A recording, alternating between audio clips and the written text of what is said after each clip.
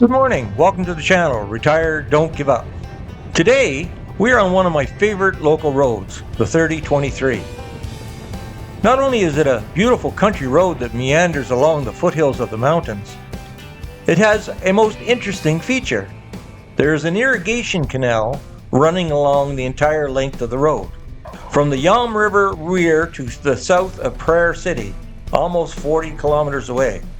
The fact that this canal making its way along the road has to cross rivers and ravines, cut through and under the hills, all while maintaining a level that allows a steady flow rate, makes it an engineering marvel that's been here for over 70 years. Let me show you where it all begins.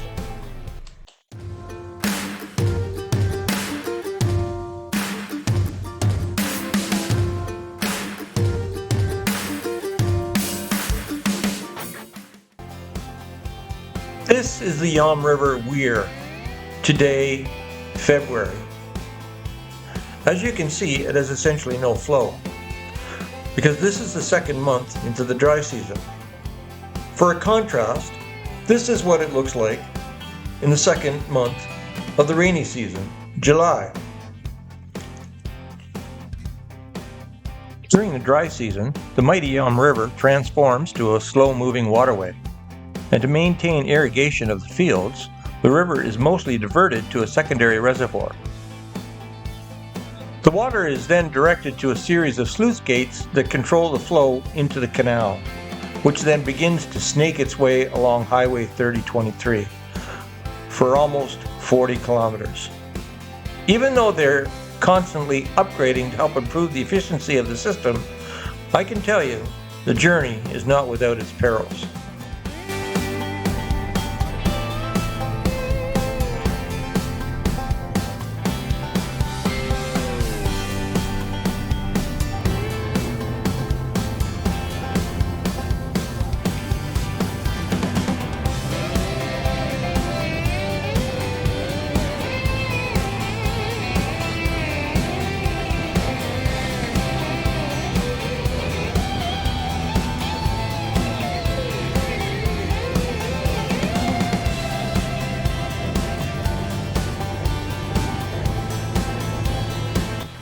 So what we have here is a river that's running essentially through the canal. So what they've done is they've put a set of sluice gates at the end of the canal. In the rainy season, everything is obviously flowing considerably more, and if they had to control that flow, they could open those sluice gates and of course divert the water to the river, which would make its way down to a tributary. Water finds its own level. If you leave water in one pipe, connect it to another pipe, it will seep down and of course it will equalize. Well, that's what's happening here. The water over there stops, is going down. There is a hole where it goes down, and you can just see parts of the cement that's there, and it goes down underneath over to here,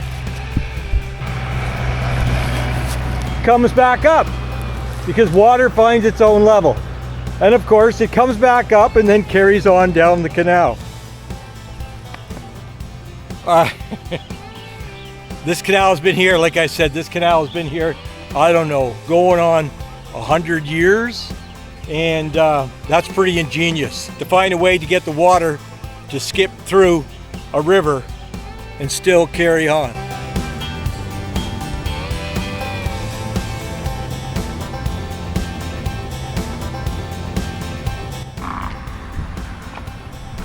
As we move further down the canal, we're getting more into the mountain areas, and again what they need to do is they basically are building the canal up higher to keep the same level. That's unfortunately, if you were to change the level, of course the water flow would change considerably. here's where it narrows and it turns into a much deeper canal.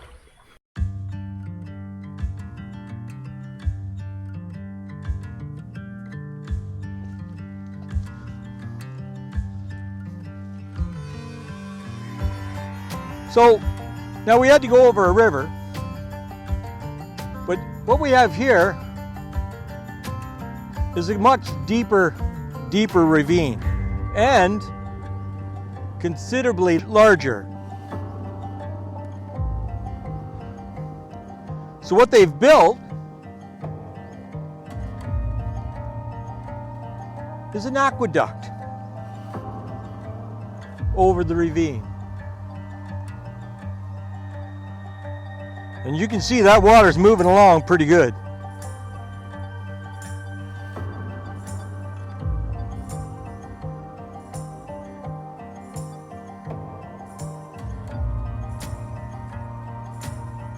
Quite ingenious. Like I say, the ravine here is considerably larger.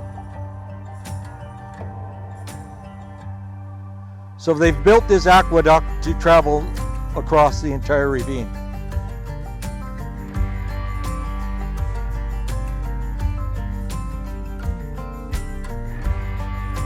Take a look up above.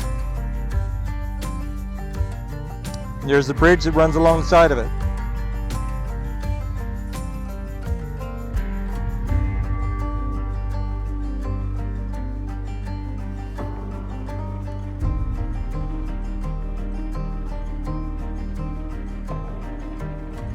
Quite the ingenious canal when you consider it's going right along the mountain here. There's so many different elevations and you just can't have a straight canal. It's following the road, follows the curvature of the road all the way around, and of course it has to go with the law of physics where water will find its own level, and therefore to keep a flow that needs to be taken into consideration.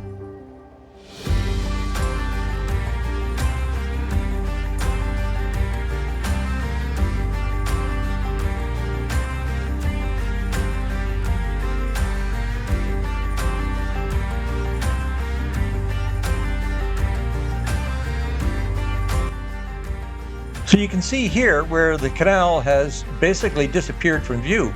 That's because the surrounding hill is considerably larger, so the canal is now turned into a tunnel and is going underground. And it does this for quite a ways before it comes back out on the other side.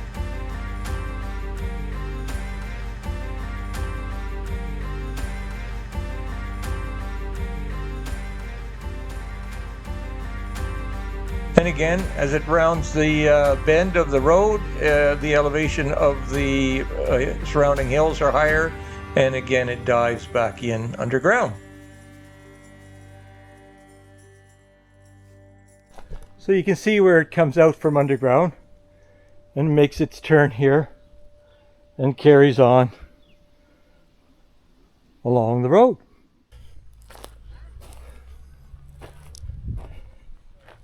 Well, we are south of Phrae,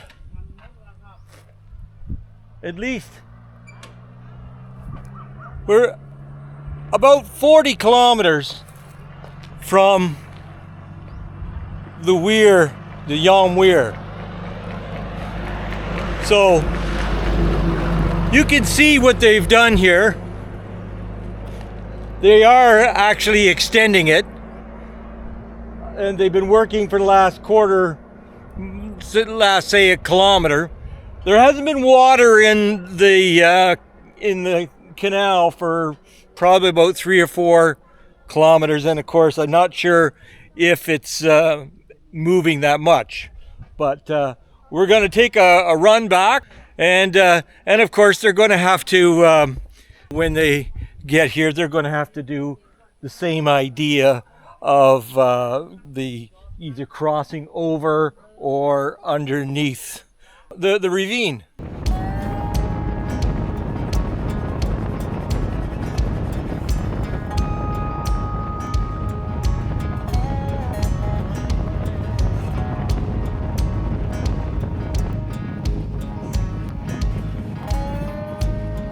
never know what's coming around the corner.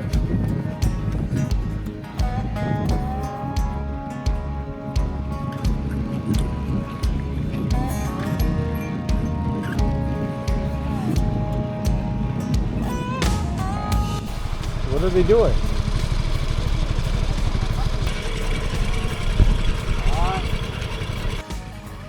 They're trying to irrigate the field, and so they're trying to block off the canal to raise the water level so that it can pump the water To the fields. There we go. So you saw where the villagers were basically trying to transfer the water just to control the flow. And here we are at another place. Basically, they've done the very same. So our water level is considerably higher.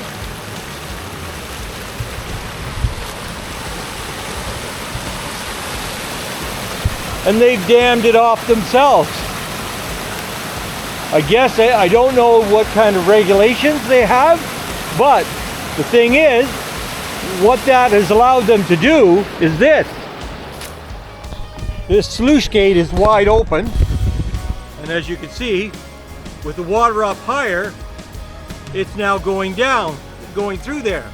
Had that not been built up, it would be below the height that it would be required for the water to go through. And here's the result. So as you can see, there's always room for improvements. And again, the idea is to be able to irrigate the fields during the dry season. And you can tell that this canal is relatively new. They'll eventually have a sluice gate here, I would suspect.